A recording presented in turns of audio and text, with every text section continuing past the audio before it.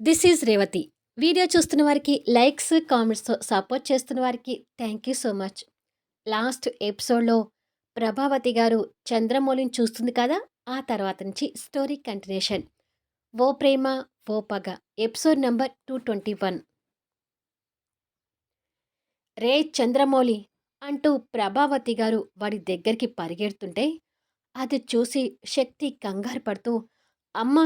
అంటూ సామ్రాట్ ముందు నుంచే శక్తి వెళ్ళబోతుంటుంది. వద్దు అన్నట్టుగా సామ్రాట్ తన చెయ్యి పట్టుకొని ఆపుతాడు. దాంతో శక్తి ఆగిపోయి సామ్రాట్ వైపు చూస్తుంటే, సామ్రాట్ మాత్రం దీర్ఘంగా ప్రభావతి గారు చంద్రమౌళిపై చూపించే ప్రవర్తన మీద దృష్టి పెడతాడు. సామ్రాట్ అలా చూస్తూ ఉండేసరికి శక్తి కూడా సైలెంట్‌గా అటువైపుగా చూస్తుండగా, రేయ్ దుర్మార్గుడా! అంటూ ప్రభావతి గారు పరిగెత్తుకుంటూ చంద్రమౌళి దగ్గరికి వెళ్తుంటుంది. చంద్రమౌళి వస్తున్న ప్రభావతిని కంగారుగా చూస్తూ వెనుక ఉన్న సామ్రాట్‌ని, శక్తిని కూడా గమనిస్తాడు. ప్రభావతి అంతే ఆవేశంగా వస్తుంటే చంద్రమౌళి భయపడుతూ, ఇదేంటి? ఈ పిచ్చిది నా దగ్గరికి ఇలా వస్తుంది. అసలు తనని హాస్పిటల్ నుంచి ఎందుకు తీసుకొచ్చి ఉంటారు? కొంపతీసి తన పిచ్చి తగ్గిపోలేదు కదా! అని అనుకుంటూ ఉండగానే ప్రభావతి అతని దగ్గరికొచ్చి వాడిని షర్ట్ కాలర్ పట్టుకొని ఆ చెంపన, ఈ చెంపన వాయించుతుంటుంది. దెబ్బలు తింటున్న చంద్రమౌళి నిర్ఘాంతపోతుంటే సామ్రాట్, శక్తి ఆ దృశ్యాన్ని షాకింగ్‌లా చూస్తుంటారు. సామ్రాట్ శక్తి చేయి పట్టుకొని వాళ్ళకి కాస్త దగ్గరగా వచ్చి నిలబడతాడు. తను అలా తిరగబడుతుంటే చంద్రమౌళి కోపం తెచ్చుకుంటూ, ఏయ్! నన్నే కొడతావా? అంటూ తన మీదకి చెయ్యెత్తుతాడు. అది చూసి శక్తి భయపడుతుంటే సామ్రాట్ కోపంతో నొసలు ముడుస్తూ, ఏ చంద్రమౌళి! మా అత్తయ్య గారి మీద నీ చెయ్యి పడిందో ఆ చెయ్యిని అంతవరకు నరికేస్తాను అంటూ పక్కనే కొబ్బరి బోండాల బండి ఉంటే ఆ కత్తి అందుకొని చూపిస్తాడు.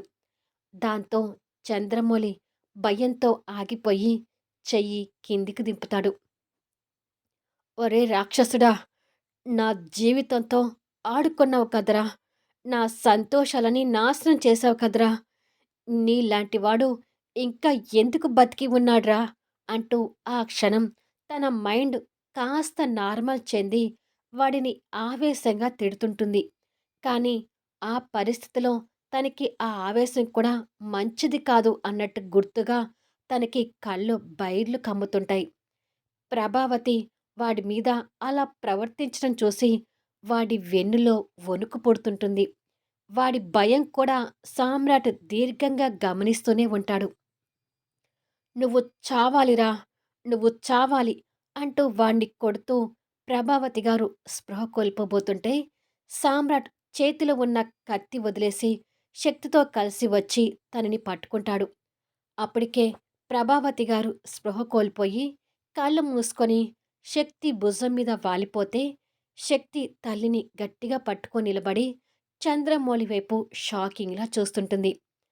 సామ్రాట్ ప్రభావతి గారిని శక్తికి అప్పజెప్పి వాడి దగ్గరికి ఆవేశంగా వచ్చి నిలబడి, ఇప్పుడు ప్రభావతి గారు నీతో అలా ప్రవర్తించారు అంటే ఆవిడ జీవితంలో నువ్వు ఎంతో దుర్మార్గంగా ప్రవర్తించావని అర్థమవుతుంది.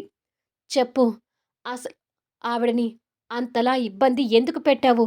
అని అడుగుతాడు. నాకేమీ తెలీదు సామ్రాట్. నేనేమి తనని ఇబ్బంది పెట్టలేదు అని అంటాడు భయపడుతూ.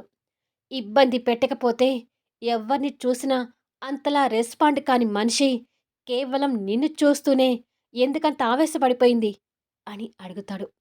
అది అది ఏంటో నాకు కూడా తెలీదు.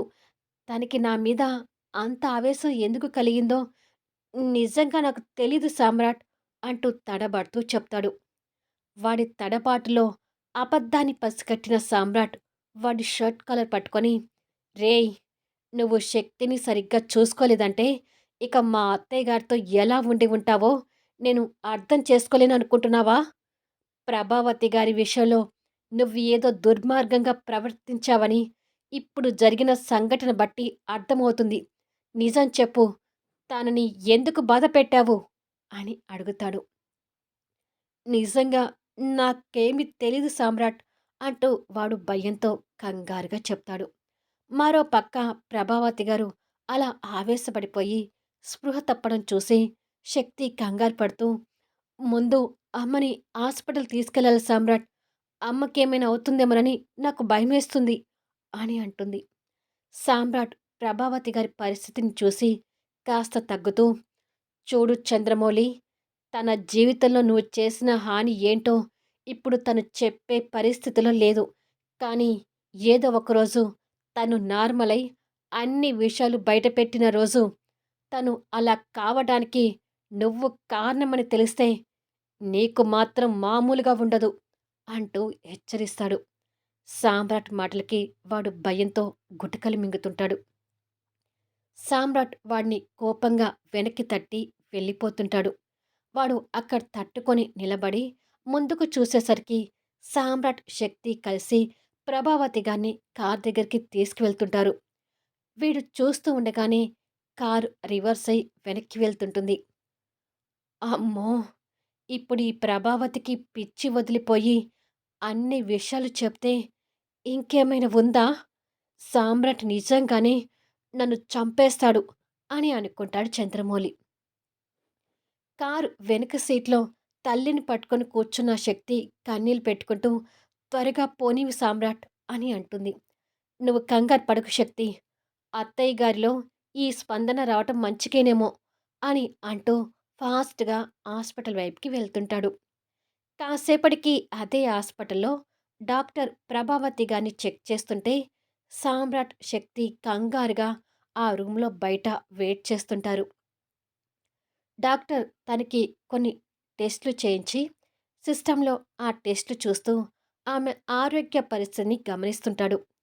మరి కాసేపటికి డాక్టర్‌కి ఎదురుగా శక్తి, సామ్రాట్ కూర్చొని ఉంటారు.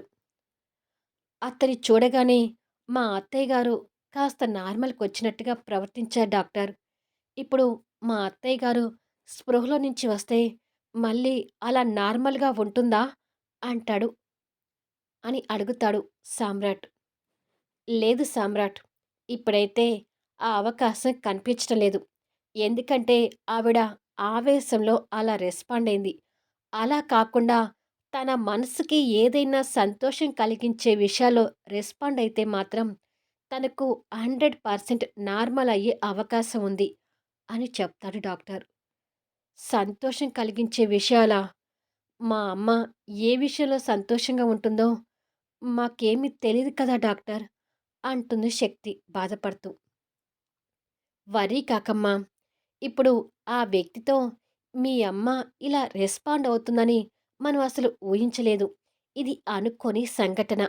అదృష్టం బాగుండి అలాగే మీ అమ్మగారికి ఏదైనా సంతోషం కలిగించే సంఘటన ఎదురు కావచ్చు. అప్పటి వరకు మీ అమ్మగారిని నార్మల్ చేయలేము అంటాడు డాక్టర్. ఏదో ఆశతో వచ్చిన ఇద్దరికీ డాక్టర్ మాటలు కాస్త నిరాశని కలిగిస్తుంటాయి. కొద్దిసేపటికి సామ్రాట్, శక్తి ఇద్దరూ డాక్టర్ రూమ్ నుంచి బయటకొస్తారు. శక్తి ఇంకా బాధగానే ఉంటే సామ్రాట్ తన భుజం చుట్టూ చేవేసి, "వర్రీ అవ్వకు శక్తి. ఒక రకంగా డాక్టర్ గుడ్ న్యూస్ చెప్పాడనుకోవాలి. ఏదైనా సంతోషం కలిగించే అనుకోని సంఘటన ఎదురైతే అత్తయ్య గారు 100% క్యూర్ అవుతారని చెప్పారు కదా! ఆ ఆశతో ఎదురు చూద్దాము" అంటాడు. సరే అని అంటుంది శక్తి. సామ్రాట్ ఫోన్ రింగ్ అవుతుంటే తీసి చూస్తాడు. అమ్మ మన కోసం ఎదురు చూసి ఫోన్ చేస్తుంది అని అనుకొని లిఫ్ట్ చేసి హలో అంటాడు. ఇంకా ప్రభావతి గారిని తీసుకుని రాలేదేంటి సామ్రాట్ అని అడుగుతుంది రాజశ్రీ. ఇంటికి వస్తుండగా మధ్యలో ఒక సంఘటన జరిగిందమ్మా అంటూ సామ్రాట్ ఉన్న విషయం చెప్పి, అందుకే అత్తయ్య గారిని మళ్ళీ హాస్పిటల్కి తీసుకొచ్చాము. అత్తయ్య గారు స్పృహలో నుంచి రాగానే వెంటనే బయలుదేరతాము అంటాడు. ఓరి దుర్మార్గుడు! ఆ చంద్రమౌళి ప్రభావతి గారిని బాగానే బాధపెట్టాడనుకుంటా. అందుకే అలా వాడి మీద విరుచుకుపడి ఉంటుంది అంటుంది రాజశ్రీ. మేము అదే అనుకుంటున్నావమ్మా. సరేనమ్మా, కాసేపట్లో బయలుదేరతాము అని చెప్పి సామ్రాట్ ఫోన్ పెట్టేస్తాడు. నర్స్ అక్కడికొచ్చి ప్రభావతి గారు స్పృహలో నుంచి వచ్చారు అని చెప్తుంది. తల్లిలో ఏదైనా మార్పు కనిపిస్తుందేమోనని శక్తి ఆశపడుతూ రూములోకి వెళ్తుంది. తన ఆశను చూసి సామ్రాట్ బాధపడుతూ తన వెనక వెళ్తుంటాడు. స్పృహలోకి వచ్చిన ప్రభావతి గారు మళ్ళీ ఎప్పటిలాగానే పిచ్చి చూపులు చూస్తూ తన లోకంలో తనుంటుంది. అసలు ఇంతకుముందు ఏం జరిగింది అనేది కూడా తనకు ఏమీ గుర్తులేదు. ప్రభావతి గారు ఎప్పటిలాగానే కనిపించేసరికి శక్తి ఆశ ఆవిరైపోతుంటే సామ్రాట్ తన పక్కకొచ్చి ప్రభావతి గారిని చూసి, "వర్రీ అవ్వకు శక్తి, ఏదో ఒక రకంగా మీ అమ్మగారు కోలుకుంటారు" అని తనకి ధైర్యం చెప్తుంటే, "ఏమో సామ్రాట్, నాకు ఆ ఆశ చచ్చిపోతుంది. మా అమ్మకి కీడు తలపెట్టే ఆ చంద్రమౌళి లాంటి భర్త ఉన్నప్పుడు తన జీవితంలో ఇక సంతోషం కలిగించే సందర్భాలు ఎందుకు ఉంటాయి?" అంటూ నిరాశపడుతూ మాట్లాడుతుంది. "చెప్పలేం శక్తి. అసలు మీ అమ్మగారి జీవితం గురించి నీకు కరెక్ట్‌గా తెలీదు కదా! ఏదో ఒక విషయం దగ్గర తను హ్యాపీగా ఫీల్ అయ్యే సందర్భం వస్తుందేమో. అప్పటి వరకు ఎదురు చూద్దాం. ముందైతే అత్తయ్య గారిని తీసుకొని ఇంటికి వెళ్దాం పదా" అంటూ ప్రభావతి గారిని తీసుకొని బయలుదేరతారు.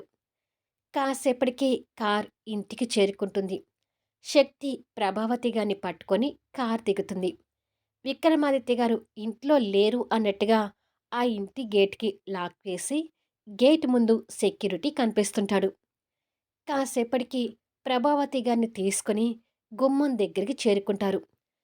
ప్రభావతి గారు వస్తున్నారు అనగానే అరుణ్ వాళ్ళ ఫ్యామిలీ కూడా అక్కడికి చేరుకుంది. మొదటిసారి అందరూ మతిస్థిమితం లేని ప్రభావతి గారిని చూస్తున్నారు. ఇద్దరూ తనని తీసుకుని లోపలికి రాబోతుంటే, "గుమ్మం దగ్గరే ఆగండి సామ్రాట్. హాస్పిటల్ నుంచి వస్తున్నారు కాబట్టి ప్రభావతి గారికి దిష్టి తీసి లోపలికి తీసుకొద్దాం" అంటుంది రాజశ్రీ. అలా రాజశ్రీ గారు పని మనిషితో ప్రభావతి గారికి దిష్టి తీయించాక ఇద్దరూ తనని తీసుకొని లోపలికొస్తారు. కొత్త ప్రదేశాన్ని, కొత్త మనుషుల్ని ప్రభావతి గారు వింతగా చూస్తుంటే అందరూ తన వైపు జాలిగా చూస్తుంటారు. "మీ అమ్మగారు చాలా బాగున్నారు శక్తి. మతిస్థిమితం లేకుండానే ఇలా ఉన్నారు అంటే, ఇంకా ఇంట్లో పొజిషన్ చేస్తే చక్కగా ఉంటారు" అంటుంది రాజశ్రీ. "అవును అత్తయ్య గారు. నాకు అదే అనిపిస్తుంది. ఇక నుంచి పిన్నిని నేను రెడీ చేస్తాలే శక్తి" అంటుంది చరిత. "అసలు అత్తయ్య గారిని ఎప్పుడో తీసుకురావాల్సిందన్నయ్య" అంటాడు వినోద్. "ఏది? ఈ మహాతల్లి నాకసలు అత్తయ్య గారిని చూపిస్తేనే కదా! ఎప్పటినుంచో హాస్పిటల్ తీసుకెళ్ళమని అడుగుతుంటే, ఇదిగో ఈరోజు తీసుకువెళ్ళింది" అంటూ శక్తి మీద కాస్త కోప్పడతాడు సామ్రాట్. శక్తి ఏమీ మాట్లాడలేక మౌనంగా తలదించుకుంటుంది. "పోనీలే తమ్ముడు, ఇప్పుడైనా హాస్పిటల్‌కి వెళ్ళి అత్తయ్య గారిని తీసుకొచ్చారు. మంచిది" అంటుంది శ్రావణి. "ఇక నుండి ఈ ఇంట్లో పింకీ ఒక్కతే పసిపాప కాదు. పిన్ని గారు కూడా పసిపాపతో సమానం. అందరూ తన్ని జాగ్రత్తగా చూసుకోవాలి" అంటాడు అరుణ్ అందర్నీ ఉద్దేశిస్తూ. ప్రభావతి గారి గురించి అందరూ అలా మాట్లాడుతుంటే శక్తి అనుమానాలు తొలగిపోయి సంతోషపడుతుంటుంది. ప్రభావతి గారికి మాత్రం ఆ మనుషులు, ఆ మాటలు ఏమీ అర్థం కాక మౌనంగా అందరి వైపు చూస్తుంటుంది. ఇలా అందరూ ఆ మాటల్లో ఉండగా రమ్య, రాకేష్‌తో పింకీ కిందికొస్తూ, "హీరో వచ్చావా?" అంటూ మెట్లు దిగుతుంటుంది. పిల్లల్ని చూడగానే సామ్రాట్ సంతోషపడుతుంటే, పింకీ మాత్రం వైట్ శారీలో జుట్టు విరబోసుకొని పేషెంట్‌గా కనిపిస్తున్న ప్రభావతి గారిని చూసి భయపడుతుంటుంది. ఒక పింకీనే కాదు, రమ్య, రాకేష్ కూడా బెదిరిపోతుంటారు. కానీ ప్రభావతి గారు మాత్రం ఆ పసిపిల్లని చూడగానే ఆమె కళ్ళల్లో చిన్న మెరుపు కనిపిస్తూ చిన్న చిరునవ్వు చిందిస్తుంది. "అలా భయపడుతున్నారెందుకమ్మా? ముగ్గురు కిందికి రండి" అంటాడు సామ్రాట్. "అమ్మో! తను ఎవరో గాని తనని చూస్తే భయంగా ఉంది హీరో. మేం కిందికి రాము" అంటూ పింకీ వెనక్కి స్టెప్స్ ఎక్కి వెళ్తుంటుంది. "అవును. మాకు కూడా భయంగా ఉంది మావయ్య" అంటారు రమ్య, రాకేష్ వాళ్ళు కూడా. పిల్లలు అలా వెనక్కి వెళ్ళిపోతుంటే ప్రభావతి గారి మొహంలో నవ్వు నిదానంగా మాయమవుతుంటుంది. మళ్ళీ నెక్స్ట్ ఎపిసోడ్‌లో కలుద్దాం. ఆ తర్వాత ఏం జరుగుతుంది? ప్రభావతి గారు ఆ ఇంట్లో వారితో కలిసిపోతుందా? ఎదిరింట్లో ఉన్న విక్రమాదిత్య గారు భార్యను చూసే సందర్భాలు వస్తాయా? అద్భుతమైన కథనంతో ఆసక్తికరంగా సాగిపోయే కథా వీడియోస్‌ని మిస్ కాకుండా చూడండి. కథ నచ్చితే లైక్ చేయండి, కామెంట్ షేర్ చేయండి, సబ్స్క్రైబ్ చేసుకొని ఛానల్ షేర్ చేస్తూ సపోర్ట్ చేయండి. Thanks for listening.